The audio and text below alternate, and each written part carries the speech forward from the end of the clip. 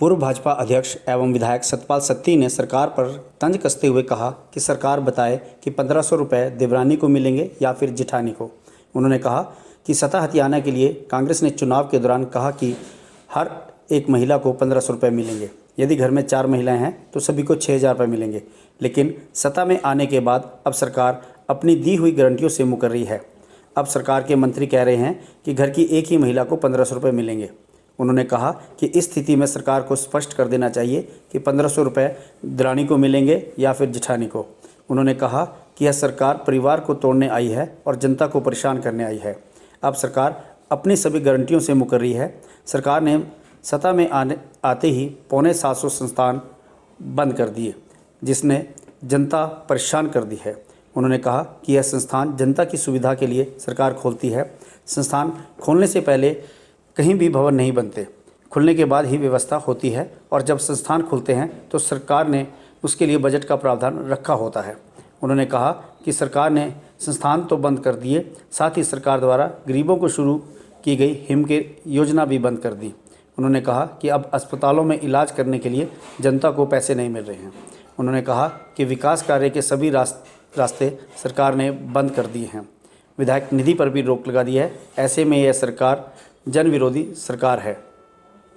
सत्ती ने कहा कि जो पार्टी कहती थी सत्ता में आने के बाद कटोरा लेकर दिल्ली नहीं जाएंगे बल्कि अपने संसाधन जुटाकर सरकार चलाएंगे, वही सरकार अभी 2 माह में ही 2500 करोड़ का कर्जा ले चुकी है और 1000 करोड़ और लिया जा रहा है।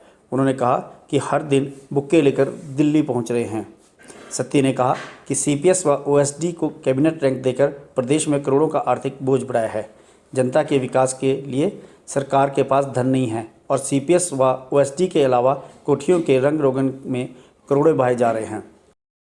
2 महीने पहले हिमाचल प्रदेश में सत्ता परिवर्तन हुआ और कांग्रेस बड़े बड़े वायदे करके सत्ता के अंदर आई। उन वायदों के माध्यम से कांग्रेस ने जनता को बरगलाया और सत्ता हासिल करने में कामयाब हो गए। लेकिन जैसे ही गवर्नमेंट बनी, उन वायदों से मुकरना कांग्रेस पार्टी ने शुरू किया और पिछले 2 महीने के अंदर अनेकों ऐसे संस्थान बंद किए गए जो स्थानीय स्तर पर जनप्रतिनिधियों के माध्यम से जनता के हित के लिए खुलाए गए थे। उसका विरोध जगह जगह गांव गांव के अंदर हो रहा है। भारतीय जनता पार्टी भी हस्ताक्षर अभियान चला रही है और आने वाले समय में वो हस्ताक्षर इकट्ठे करके हम लोग महामहिम राज्यपाल महोदय को सौंपेंगे। और उसके साथ साथ भारतीय जनता पार्टी ये मानती है कि कांग्रेस पार्टी आज हिमकेयर का काम बंद हो गया हिमाचल में। जो जयराम ठाकुर जी ने 5 लाख रुपए का हेल्थ कवरेज प्रदेश की समस्त जनता को दिया था। आयुष्मान भारत जो नरेंद्र मोदी जी ने हिमाचल प्रदेश पूरे देश के अंदर 10 करोड़ लोगों को दिया, जिसमें 5 लाख रुपए का हेल्थ कवरेज था, वो ठीक ढंग से इम्प्लीमेंट नहीं हो रहा है। हॉस्पिटल्स के लोग जो प्राइवेट हॉस्पिटल एम्पैनल्ड हैं हिमकेयर के लिए, उन्होंने इनकार कर दिया कि हमारा 80 करोड़ रुपया गवर्नमेंट दे नहीं रही है, अलग अलग हॉस्पिटल की अलग अलग राशि है, इसलिए हम लोगों का इलाज नहीं करेंगे। आज लोग जेब से पैसा लगा करके इलाज करने के लिए मजबूर हो गए। उसी के साथ साथ हिमाचल प्रदेश के अंदर कांग्रेस पार्टी ने जो हम जयराम जी ने सहारा योजना के अंतर्गत असहाय लोगों को 3000 रुपये पेंशन लगाई थी, वो लोगों के अकाउंट में नहीं डाली जा रही है। लोग आज पूछ रहे हैं कि वो क्यों नहीं आ रहा। हमारे पास भी लोग आते हैं। इसी तरह से हिमाचल प्रदेश के अंदर एसीसी अंबुजा जो बहुत बड़े संस्थान इंडस्ट्री के थे, हज़ारों लोगों को उससे रोजगार मिला था, ट्रक वालों को, ढाबे, मैकेनिक दुकानों को, अलग अलग लोगों को 2 महीने से बंद पड़े हैं और लगभग 200 करोड़ रुपए का नुकसान हिमाचल प्रदेश का उसमें हुआ है। जनता का तो हुआ ही है। उसके कारण जो सरकार उसको सीरियसली नहीं ले रही है, अलग अलग कामों के लिए घूम रहे हैं, लेकिन उस मुद्दे को हल नहीं किया जा रहा है।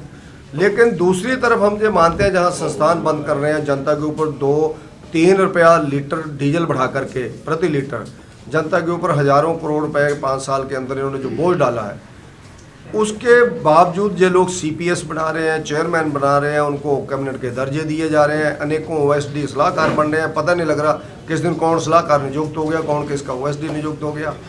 और अब मीडिया के माध्यम से ध्यान में आ रहा है कि लाखों रुपया मंत्रियों की कोठियाँ तैयार करने पर लग रहा है। मंत्री अभी 2 महीने के अंदर उन कोठियों के अंदर प्रवेश ही नहीं कर रहे हैं, क्योंकि वहाँ पर अभी तैयारी हो रही है उनकी। तो अब कल्पना करो, एक राजाओं के ठाट बाट शुरू हो रहे हैं और दूसरी तरफ जनता के ऊपर बोझ डाला जा रहा है। आपका फैसला के लिए कुल्लू से धनेश गौतम की रिपोर्ट।